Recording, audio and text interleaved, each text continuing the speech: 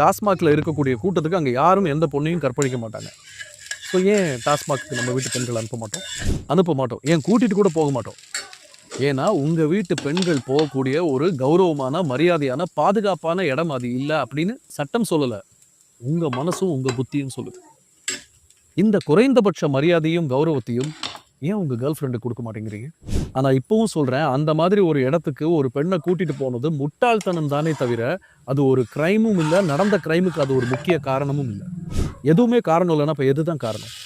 அரசாங்கம் காரணம் இல்லை, போலீஸ் காரணம் இல்லை, அங்கே போனவங்க காரணம் இல்லை. அப்போ யார் தான் காரணம்?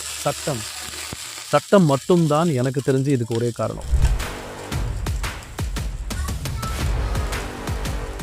உடனடியாக சட்டத்தில் அட்லீஸ்ட் இந்த ஒரு செக்ஷனுக்கு மட்டுமாவது, அது இந்த RAPE அப்படிங்கிற இந்த ஒரு விஷயத்துக்கு மட்டுமாவது, அந்த செக்ஷனுக்கு மட்டுமாவது ரொம்ப ரொம்ப அதிரடியான தண்டனை மாற்றங்களை சட்டத்தில் கொண்டு